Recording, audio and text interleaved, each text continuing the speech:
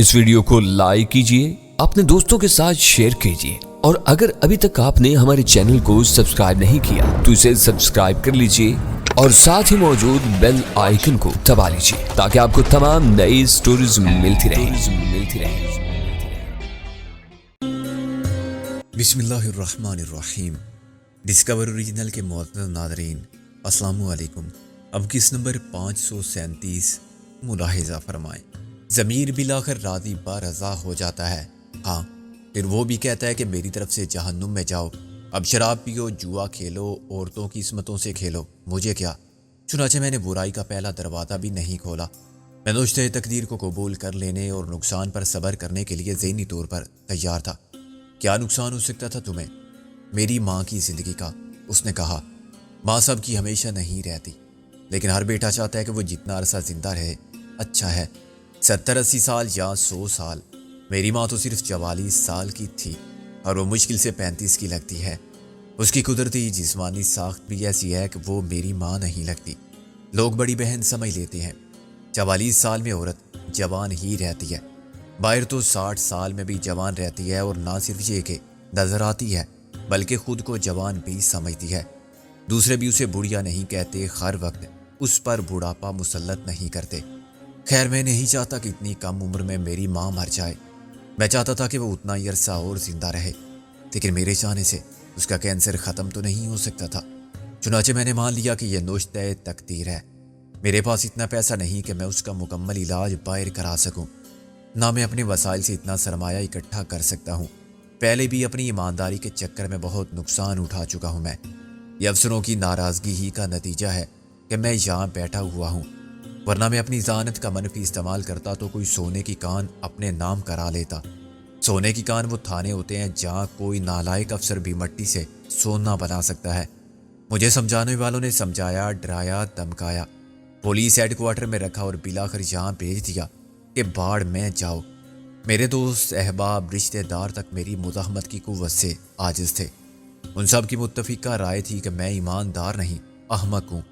ایک ایماندار پولیس سب انسپکٹر اکیلا چنا ہے جو باڑ نہیں پھوڑ سکتا۔ محکمہ جیسا ہے ویسا ہی رہے گا، تمہارے حصے کا فائدہ کسی اور کو پہنچے گا۔ جو مال تمہاری جیب میں آ سکتا تھا وہ کسی اور کی جیب میں جائے گا۔ لوگوں کے کام ضرور ہوں گے۔ میں نے سب سنا اور نظر انداز کر دیا۔ مجھے صرف اپنی ذات سے سروکار تھا۔ میں یہ اطمینان چاہتا تھا کہ مجھ پر کیچڑ کا ایک چینٹا بھی نہیں ہے۔ دوسرے کیچڑ میں پڑے ہیں یا گرنا چاہتے ہیں تو مجھے کیا؟ نہ میرے پاس اختیار ہے کہ انہیں روک سکوں، نہ وسیلہ۔ وہ خاموش ہو گیا۔ ہم سب منتظر رہے کہ وہ پھر الفاظ اکٹھے کر لے۔ یہاں آنے کے بعد میں کچھ محفوظ ہو گیا تھا۔ اس نے کہا، کم سے کم لوگوں کی باتوں سے، لیکن میرا ذہنی عذاب بڑھتا گیا۔ ماں کی بیماری شدت اختیار کر گئی۔ یہ بات اسے بھی معلوم ہو گئی کہ اس کے مرض کا علاج ممکن ہے، مگر یہاں نہیں۔ اس نے مجھ سے کہا کہ تم کیسے بیٹے ہو؟ ماں نے تمہارے لیے کیا نہیں کیا تھا کہ اب تم ماں کے لیے کچھ نہیں کر سکتے؟ میں نے اس کا مطلب سمجھ لیا۔ وہ زندہ رہنا چاہتی تھی اور اس کے لیے میرا سہارا چاہتی تھی۔ اسے یقین تھا کہ میں چاہوں تو اس کا علاج باہر ہو سکتا ہے۔ پھر میں ایسا کیوں نہیں چاہتا؟ میری چھوٹی بہن کو جب یہ معلوم ہوا کہ اس کی بری حالت ہے، ہمارا اپنا مکان ہوتا تو ہم بیچ دیتے، وہ مکان بھی کرائے کا ہے۔ پھر اچانک میری ماں نے بیٹی کی شادی کا فیصلہ کر لیا۔ وہ یہ کام اپنی زندگی میں ہی کرنا چاہتی تھی۔ اس کے لیے بھی پیسہ درکار تھا، اور میری تنخواہ میں سے آج تک تو کچھ بچا نہیں تھا، بچ بھی نہیں سکتا تھا۔ اب تم غور کرو کہ میرے خلاف کتنی زبردست قوتیں ایک دم سرگرم عمل ہو گئی تھی۔ ماں کی بیماری، اس کا مطالبہ، بہن کی شادی، اور ایسی حالات نے بہانہ بھی فراہم کر دیا۔ ایک وسیلہ آمدنی کا پیدا ہوا جو بہت بڑا تھا، تقریباً اتنا ہی بڑا جتنی بڑی میری ماں۔ اس کی زندگی کے لیے میری خواہش اور اس کا اصرار کے زندگی کے وسائل فراہم کرنے کے لیے میں جو بھی کر سکتا ہوں کروں۔ بس مجھے شکست ہو گئی، میں انکار نہ کر سکا۔ بے شک میں نے سوچا بھی تھا کہ یہ پہلی اور آخری بار ہے، لیکن پہلی کے بعد دوسری بار، پھر تیسری بار سلسلہ چلتا ہے، آخری بار نہیں ہوتی۔ خدا نے بہت جلد مجھے سزا دی، حالانکہ خدا نے دوسرے عادی گناہ گاروں کو ابھی تک معاف کر رکھا ہے۔ شاید وہ چاہتا تھا کہ کم سے کم میں گناہ سے بچا رہوں۔ جو صاف ہے وہ تو صاف رہے، اور جو گندا ہو گیا سو ہو گیا۔ دیکھ لو، میں پکڑا گیا۔ میں تمہارے سامنے جرم کا اعتراف کر رہا ہوں، ذلیل ہو رہا ہوں، حالانکہ میں نے جھوٹ بول کے ایک جرم کو چھپانے کی کوشش بھی کی تھی۔ ان لوگوں نے تمہیں کیا دیا تھا؟ 1,00,000 نقد۔ شروع انہوں نے 10,000 سے کیا تھا۔ عام طور پر ایک معمولی ASI کو جو گاؤں کی کسی پولیس پوسٹ کا نگراں ہو اس سے زیادہ نہیں ملتا، لیکن میں بگڑ گیا اور ان سے کہا کہ میں انہیں رشوت دینے کے جرم میں بند کرا دوں گا۔ انہوں نے رقم دوگنی کر دی، مجھے ڈرایا دھمکایا، افسرانے بالا سے بات کر کے میرا بیڑا غرق کر دینے کی بات کی۔ جب انہیں اندازہ ہوا کہ میرا پہلے ہی بیڑا غرق ہے تو 50 تک گئے۔ بلاخر ان پر انکشاف ہوا کہ مجھے ایمانداری کا مرض لاحق ہے۔ ظاہر ہے کسی کا ایمان خریدنے کے لیے بھاری قیمت لگانی پڑتی ہے۔ مجھے اتنا اندازہ ضرور ہو گیا تھا کہ یہ آدمی قانون کے لیے اہم ہو نہ ہو، ان کے لیے بہت اہم ہے۔ انہوں نے بولی ایک دم دگنی کر دی۔ 1000 سے بات 1,00,000 تک پہنچ گئی تو میں تذبذب میں پڑ گیا اور انہوں نے دیکھ لیا کہ میرے ایمان کی بنیادیں ہل گئی ہیں۔ انہیں میں کیا بتاتا کہ بنیادیں تو پہلے ہی کمزور پڑ چکی تھی۔ بنیادوں میں رکھنا نہ پڑا ہوتا تو لاکھ کیا کروڑ کی ضرب سے بھی دیوار پر خراش تک نہ آتی۔ وہ کامیاب بیوپاری تھا۔ بیوپار ان کا کچھ بھی ہو جائز نہیں ہو سکتا تھا۔ ایک نے میرے سامنے 1,00,000 روپے ڈال دیے، دوسرے نے آخری وار کیا اور اپنی جیب خالی کر دی۔ اس میں تقریباً 30,000 تھے اور بس میں ان کی گاڑی میں بیٹھ کے یہاں آیا اور ان کا آدمی ان کے حوالے کر دیا۔ تم نے یہ بھی نہیں پوچھا کہ وہ آدمی ان کے لیے کیوں اہم تھا؟ انہوں نے بتایا تھا کہ وہ ایک ڈاکو ہے۔ میں نے کہا میری بلا سے اب قاتل بھی ہو تو کیا، مجھے کون پکڑ سکتا ہے؟ میں نے تفصیل میں جانے کی ضرورت محسوس نہیں کی۔ 1,30,000 خاصی بڑی تفصیل ہے۔ یس، یہ تفصیل کافی تھی، سائمن نے کہا۔ وہ تمہارے گھر پہنچے تھے؟ ہاں، میں روز گھر چلا جاتا ہوں، ان حالات میں میرا اکیلے رہنا ناممکن ہے، سائمن نے کہا۔ گھر کہاں ہے تمہارا؟ ذاتی گھر ہوتا تو میں اپنا کہتا، اب جہاں میری ڈیوٹی وہی میں بہن اور ماں کو بھی بلا لیتا ہوں۔ کرائے کا چھوٹا سا مکان صرف 50 روپے میں مل گیا تھا اس گاؤں میں۔ شہر میں تھے تو پولیس لائن میں کوارٹر تھا، اس سے زیادہ کرائے سے واسطہ نہیں پڑا تھا ورنہ مشکل ہو جاتی۔ وہ لوگ آدھی رات کے وقت پہنچے تھے، اتنا نقد روپیہ تھا ان کے پاس؟ تم نے پوچھا نہیں؟ میں کیوں پوچھتا، لوگ ٹرنک بھر کے ساتھ لیے پھرتے ہیں، وہ تو آئے ہی مجھے خریدنے کے لیے تھے۔ میں نے کہا واپسی میں تم ان کے ساتھ گئے تھے؟ ہاں، اس نے کچھ دیر بعد کہا۔ کیوں؟ جبکہ رقم تمہیں پوری مل گئی تھی، پھر تم نے یہ رسک کیوں لیا؟ غالب نے کہا۔ رسک کیسا؟ میرے پاس ریوالور تھا، سرکاری، اگر وہ ایسی ویسی حرکت کرتے تو میں انہیں شوٹ کر دیتا۔ میں نے مسکرا کر کہا جیسے تم نے ہمیں شوٹ کیا، مائی ڈیئر ینگ بوائے، تم کو خدا کا شکر ادا کرنا چاہیے کہ بچ کر آ گئے، ورنہ تمہیں تو معلوم بھی نہ ہوتا اور تم مر جاتے۔ تمہاری یہ ساری چالاکی اور تیزی دھری رہ جاتی۔ پیشہ ور قاتلوں سے تمہارا واسطہ نہیں پڑا کبھی؟ ویسے تم گئے کیوں تھے ان کے ساتھ؟ غالب نے کہا۔ کچھ ادار باقی تھا، میں نے کہا۔ اس نے چونک کر مجھے دیکھا اور مسکرانے لگا۔ تم بہت چالاک آدمی ہو، میں نے کہا۔ جب آدھے سچ کا اعتراف کر لیا ہے تو پورا سچ بتانے میں تکلف کیسا؟ اس نے کہا۔ تمہارا اندازہ بالکل ٹھیک ہے۔ میں نے جب فیصلہ کر لیا کہ اپنا ایمان بیچنا پڑے گا تو میں نے اس کی زیادہ سے زیادہ قیمت وصول کی۔ میں نے 1,30,000 رکھ لیے اور مزید 70,000 مانگے۔ میں نے کہا 2 لاکھ سے 1 پیسہ کم پر بات کرنے کی ضرورت نہیں، اپنے 1,30,000 بھی لے جاؤ۔ وہ پھنس گئے۔ اپنی طرف سے وہ لمبا بندوبست کر کے آئے تھے، مگر ایک چھوٹا سا پولیس افسر مہنگا پڑ گیا۔ نقد ان کے پاس تھا نہیں۔ انہوں نے چیک دینے کی بات کی۔ میں نے کہا اس کاغذ کے پرزے کو، میں نے اسے ٹوک دیا۔ خواتین انگریزی جانتی ہیں۔ مجھے یاد آ گیا، اس لیے میں رک گیا ورنہ ایک بیہودہ بات کرتا۔ سوری، میں نے چیک قبول نہیں کیا۔ ان میں سے ایک واپس جا کے نقد لانے پر تیار تھا، مگر دوسرے نے کہا کہ ہم انسپیکٹر کو ساتھ لے جا سکتے ہیں اور ادائیگی کر سکتے ہیں۔ میرا خیال ہے کہ وہ احمق تھا۔ کیوں؟ اس طرح میں نے ان کا ٹھکانہ جو دیکھ لیا۔ وہ عقل مند ہوتا تو ایسی غلطی نہ کرتا۔ میں نے کہا ٹھکانہ تو انہوں نے بھی دیکھ لیا ہے تمہارا، انہیں مجھ سے پھر کیا کام پڑ سکتا ہے؟ وہ بولا۔ کیا تمہیں ان سے پھر کام پڑے گا؟ غالب نے کہا۔ میں نے کہا خیر چھوڑو، یہ فیصلہ وقت کرتا ہے کہ احمق کون تھا۔ جیسا کہ انگریزی میں کہتے ہیں آخری بار کون کس پر ہنستا ہے یہ دیکھنا ہے۔ غالب نے کہا تم 70,000 وصول کر لائے؟ اوہ یس، اگر وہ نہ دیتے، وہاں جا کے انکار کر دیتے تو میں انہیں مجبور کرتا کہ واپس چلیں، انہیں پولیس اسٹیشن لے جاتا۔ ریوالور میرے ہاتھ میں تھا اور میں نے انہیں مال کی ڈلیوری روک لی تھی۔ وہ آدمی مال تھا، اگر وعدہ خلافی ہوتی تو میں اسے ضائع کر دیتا، مگر انہیں نہ دیتا۔ وہ تمہیں ضائع کر دیتے۔ خیر انہوں نے تمہیں 70,000 دے کر چھوڑ دیا۔ اس کے بعد میں نے وہ رقم شہر میں جمع کرا دی اپنی بہن کے اکاؤنٹ میں۔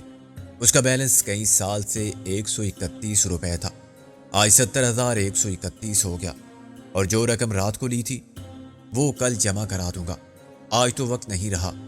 یعنی وہ رقم ابھی تمہارے گھر ہی میں ہے؟ میں نے کہا ہاں، لیکن میری بہن کو یا ماں کو علم نہیں۔ جس وقت یہ سودا ہوا، میرے ضمیر کا سودا، تو وہ سو رہی تھی۔ میں نے کہا یو ایڈیٹ، کیا تم عقل سے بالکل پیدل ہو؟ تم کو احساس نہیں ہے کہ تم نے ان دونوں کی زندگی کو کتنے بڑے خطرے سے دوچار کر دیا ہے؟ اس نے حیرانی سے مجھے دیکھا۔ جب کسی کو معلوم نہیں، میرے سوا تمہارے سوا وہ جانتے ہیں جن کو تم نے بلیک میل کیا تھا۔ وہ ایسے لوگ نہیں ہیں جن کو بلیک میل کیا جا سکے۔ وہ کبھی برداشت نہیں کرتے کہ کوئی ان کی طاقت کے سامنے دیوار بن جائے جیسے تم بنے تھے، اور انہیں کمزور یا مجبور کر دے۔ ان کے لیے ایک ASI کی زندگی 2 لاکھ کی نہیں ہوتی۔ تم ان سے 2 لاکھ خیرات مانگ سکتے تھے، مگر تم نے ان کا گلا دبا کر لیے۔ یہ غلطی کی تم نے۔ وہ اپنی رقم واپس لیں گے۔ وہ پریشان ہو کر کھڑا ہو گیا۔ کیا وہ واپس لے جا سکتے ہیں؟ میں نے کہا وہ سب کچھ کر سکتے ہیں۔ 2 لاکھ کے بدلے وہ تمہاری ماں بہن کو لے جائیں گے۔ بے وقوف آدمی، تم نہیں جانتے انہیں، ہم جانتے ہیں۔ وہ ایک دم باہر کی طرف لپکا۔ میں ابھی آتا ہوں۔ میں اور غالب اس کے ساتھ بھاگے۔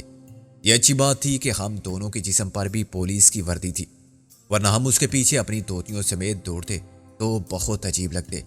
سائمن بہت اچھا دوڑنے والا تھا، اور شاید ہر روز دوڑنے کا عادی تھا کہ روکے بغیر بھاگتا گیا۔ میرا اور غالب کا سانس پھول گیا۔ جب موقع ملے کچھ توڑ لینا چاہیے۔ غالب نے دوڑتے ہوئے پھولی سانسوں کے درمیان کہا ہاں، پریکٹس فرار کی بھی ہونی چاہیے۔ صرف 4 منٹ کے بعد سائمن کا گھر آ گیا۔ ہم نے اسے خطرے کا احساس دلا دیا تھا، اور اس کو بھی اپنی غلطی کے سنگین نتائج کا تصور پاگل کر رہا تھا۔ وہ ایک بگولے کی طرح گھر میں داخل ہوا۔ اس کے ہاتھ لگاتے ہی دروازہ کھل گیا۔ میں اور غالب کچھ پیچھے رہ گئے تھے، لیکن ہم نے اس کے دیوانہ وار چلانے کی آواز سن لی۔ میرا دل بیٹھنے لگا۔ جو بات میرے ذہن میں ایک اندیشہ بن کے آئی تھی اور میرے لبوں سے وارننگ بن کے نکلی تھی، وہ سچ ہو گئی تھی۔ مجھے دکھ کے ایک انوکھے احساس نے گھیر لیا۔ میں نے سوچا کہ کاش میں نے یہ بات نہ کی ہوتی، اس سے فرق کچھ نہ پڑتا، لیکن بری بات اور بری خبر اپنی زبان سے سنانا کسی اچھا لگتا ہے۔ گاؤں کے بہت سے لوگ پولیس کو سر پٹ بھاگتا ہوا دیکھ کر ہمارے ساتھ دوڑنے لگے تھے۔ انہوں نے گاؤں کے نیک دل تھانے دار کو بھی بھاگتے دیکھا تھا، جو تھا تو کرسچن مگر اخلاق و کردار میں مومن کی صفات رکھتا تھا۔ گاؤں کا تھانے دار ایک ظالم و جابر حکمراں ہوتا ہے۔ ایسے تھانے دار گاؤں والوں نے کہاں دیکھے ہوں گے جو رشوت نہ لیتے ہوں اور مکان بھی کرائے کا لے کر رہتے ہوں۔ جتنی دیر میں ہم دروازے تک پہنچے، سائمن کے پاگلوں کی طرح چیخنے کی آوازیں چاہے سارے گاؤں میں سنی جا رہی تھی۔ وہ اپنی ماں کو، بہن کو پکار رہا تھا۔ میں نے اور غالب نے ساتھ آنے والوں کو باہر ہی روک دیا۔ میں اور غالب دروازے سے گزر کر اندر گئے۔ اس سے پہلے کہ میں کچھ پوچھتا، ایک فائر ہوا۔ سائمن نے چیخ کر مجھے ایک گالی دی۔ دھماکہ میرے کان کے پاس ہوا تھا، لیکن میں بچ گیا۔ میں نے دوسری گولی کا نشانہ بننے سے پہلے جس لگا کے سائمن کو دبوچ لیا۔ اس نے دیوانگی کی کیفیت میں مجھے اور غالب کو گالیاں دینی شروع کر دی۔ تمہاری وجہ سے، تمہارے اس دوست کی وجہ سے یہ سب ہوا، میں جان سے مار دوں گا تمہیں۔ میں نے اسے دونوں بازوؤں میں جکڑ لیا۔ سائمن، ہوش میں آؤ، باہر لوگ کھڑے ہیں، ان کو کچھ معلوم نہیں اور معلوم ہونا بھی نہیں چاہیے۔ نہیں، انہیں معلوم ہونا چاہیے۔ وہ دھاڑے مار مار کر رونے لگا کہ یہ میرے جیسے بدبخت بیٹے ہوتے ہیں اور گناہگار بھائی ہوتے ہیں جن کے قصور کی سزا ان کی ماں اور بہنوں کو ملتی ہے۔ انہیں معلوم ہونا چاہیے کہ میں نے ہی انہیں مار ڈالا۔ میں قاتل ہوں، ان کا لالچی کتا، رشوت خور، ذلیل آدمی، شیطان۔ میں اسے گھسیٹ کر دوسرے کمرے میں لے گیا، کیونکہ اس کمرے کا منظر خود میرے لیے ناقابل برداشت ہوتا جا رہا تھا، جس میں 2 خون آلود مسخ شدہ لاشیں پڑی ہوئی تھی۔ یقیناً ان میں سے ایک سائمن کی ماں تھی اور دوسری اس کی بہن۔ ان کے جسم بے لباس تھے اور انسانی درندگی کا نشانہ بنے تھے۔ ان کے وجود کا ہر زخم انسانیت کے منہ پر رسوائی کا داغ تھا۔ انہیں مارنے والے کون تھے؟ یہ سوال کسی جواب کا محتاج نہ تھا۔ وہ 1,30,000 وصول کرنے آئے تھے اور اس کے بدلے میں 2 مجبور کمزور عورتوں سے ان کی آبرو کا، زندگی کا خراج لے کر چلے گئے تھے۔ یہ کہنا مشکل ہے کہ انہیں اپنی رقم مل جاتی تو وہ کچھ نہ کرتے۔ وہ بدلہ لینے آئے تھے اور سزا دینے آئے تھے۔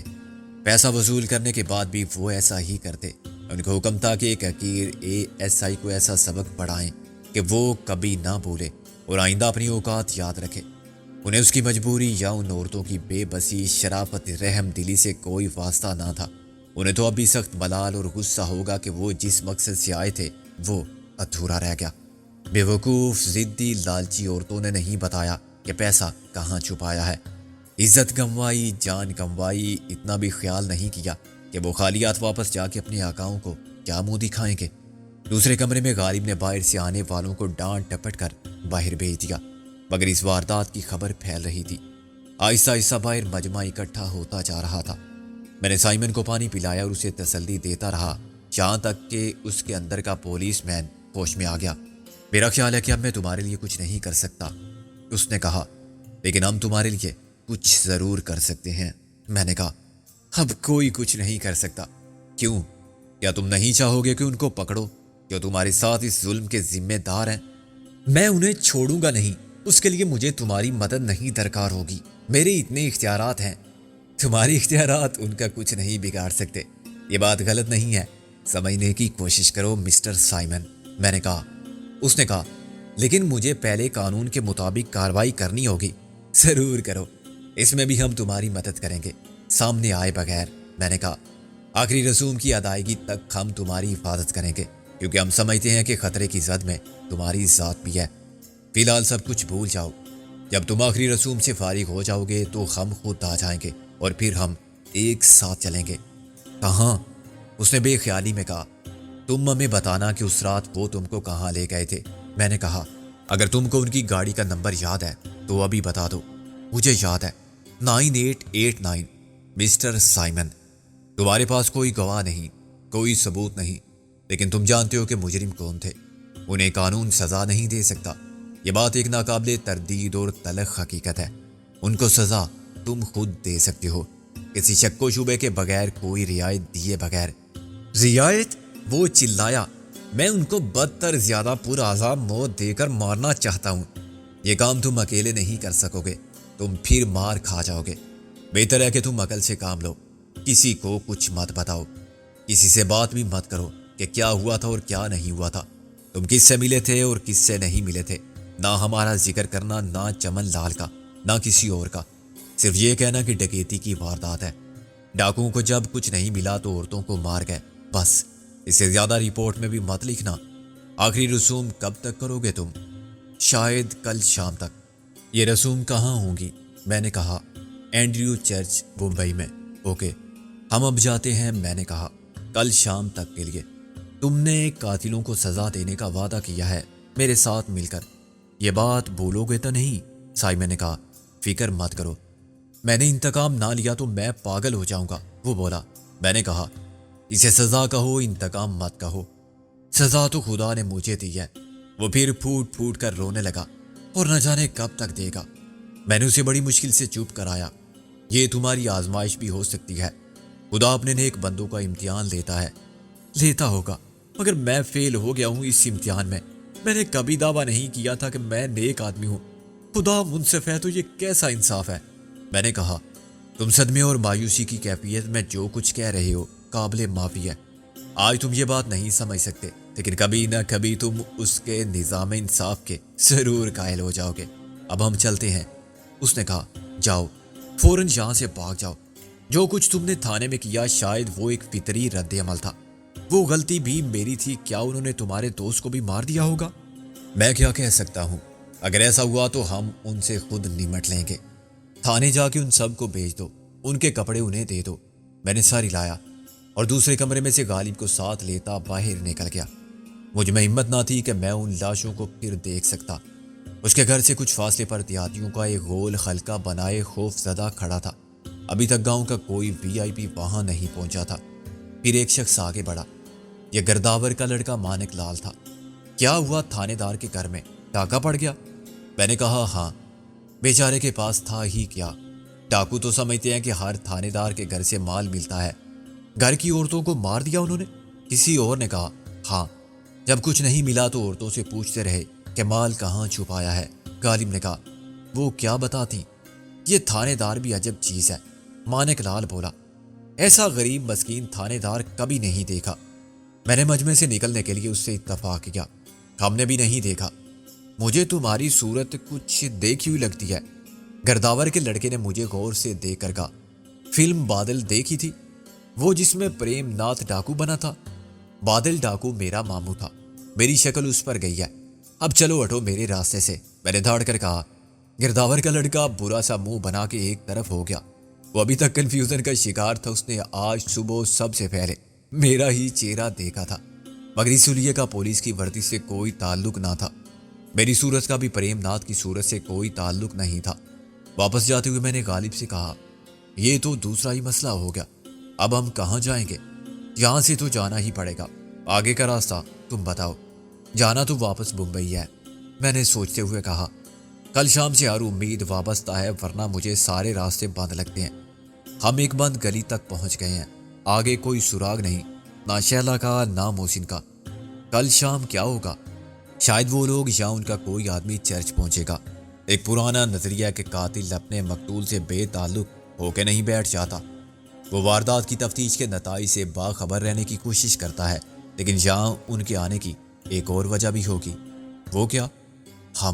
میں نے کہا، جیسے ہم پر امید ہیں کہ ان کا سراغ وہی ملے گا، ایسے ہی وہ ہماری آمد کی توقع رکھ سکتے ہیں۔ ہم ان کی سوچ کو سمجھ سکتے ہیں، وہ ہمارے ذہن سے واقف ہیں۔